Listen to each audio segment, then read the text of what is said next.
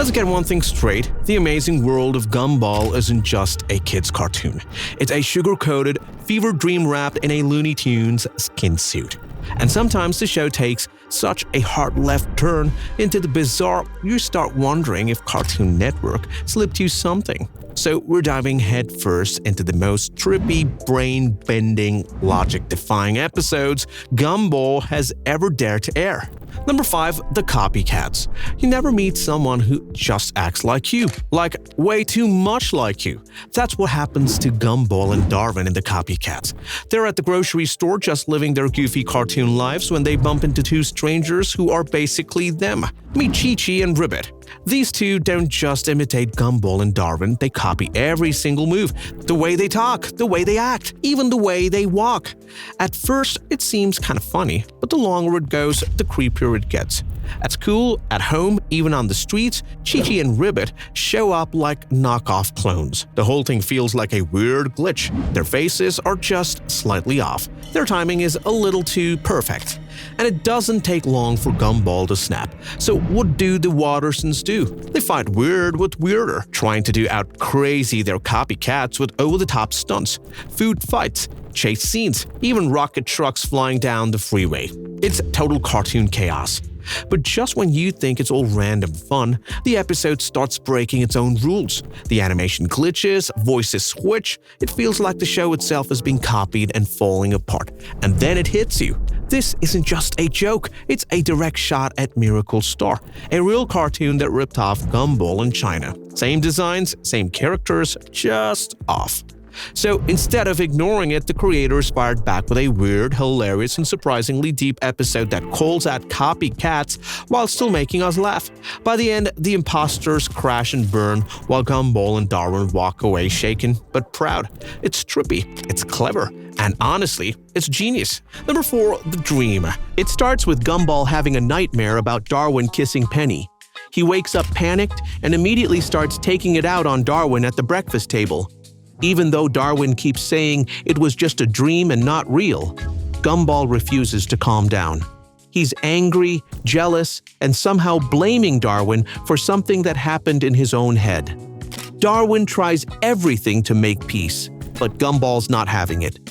The poor guy even writes Gumball an over-the-top apology poem comparing his sorrow to grains of sand in the sea. But Gumball's too far gone into his jealousy spiral. Every apology feels wrong, too cheesy, too weird, too dramatic. Nothing Darwin says is enough to fix the emotional chaos. And then comes the cupcake scene. Gumball forces Penny to pick between two cupcakes, one representing Darwin and the other representing himself. But just to make things worse, Gumball intentionally gives her the one she's allergic to. Cue Penny nearly choking while Gumball realizes mid-bite that the blue cupcake contains thumbtacks. Yes, thumbtacks, because apparently that's where his logic is at now. Even after all that, Gumball still can't let go of the drama. He offers Darwin the chance to kiss him, thinking that might somehow even the score.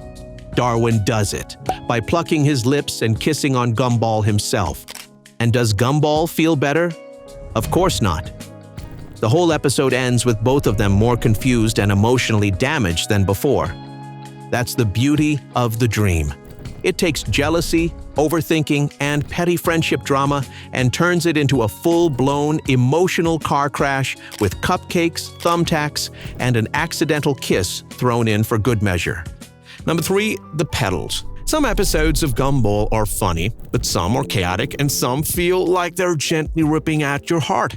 The Pedal is one of those. It sneaks up to you with this calm, almost peaceful tone and then hits you with something unexpectedly emotional. It's subtle when Leslie, the gentle flower boy, suddenly begins to wilt. At first it seems like a visual gag, just another one of Elmore's quirky designs reacting to stress. But then he collapses. He's taken to the nurse and the diagnosis is strange and ominous.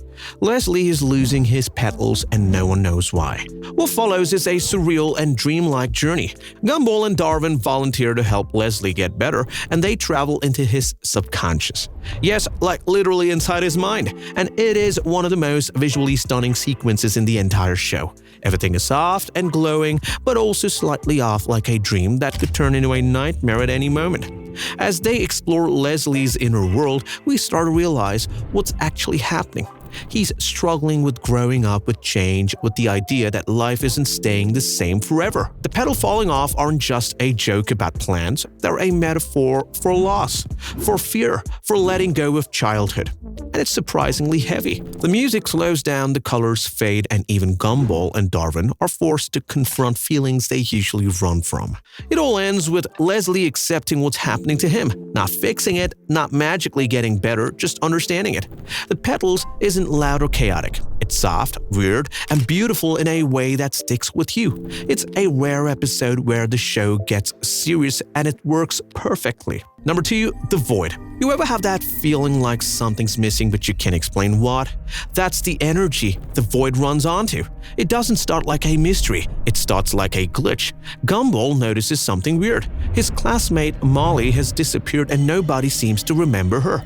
Not the teachers, not the students, not even her own family. It's like she never existed at all. Most cartoons would treat this as a throwaway gag, but Gumball leans all the way into it. Gumball and Darwin start investigating, and what they find is genuinely unsettling.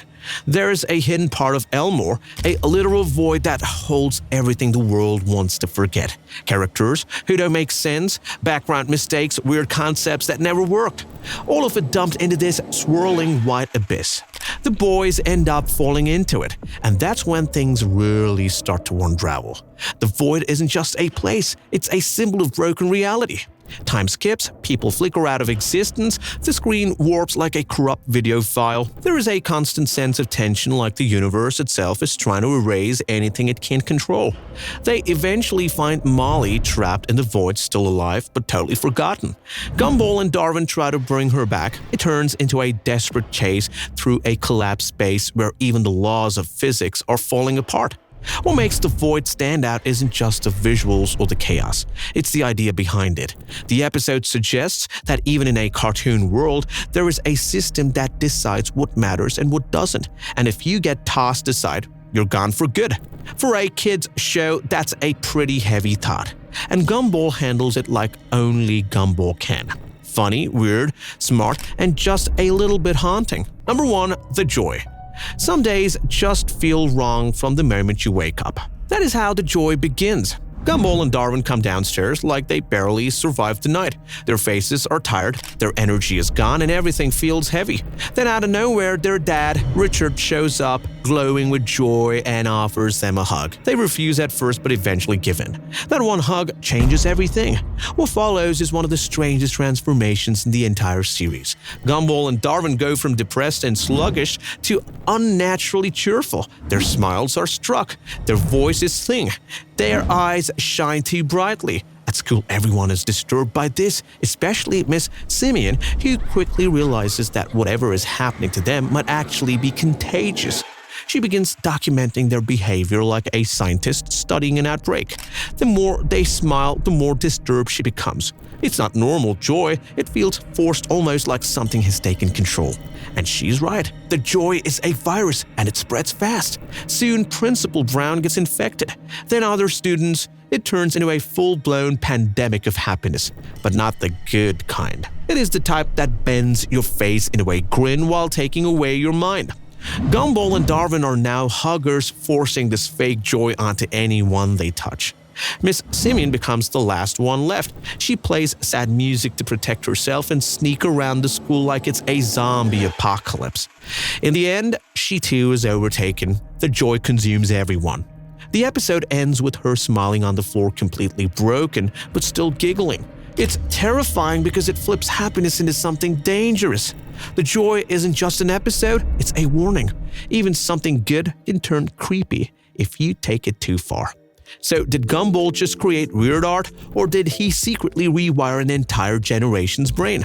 Let us know in the comments. Like, share if your childhood feels altered, and check out our latest video on how Gumball changed everything. Don't forget to subscribe.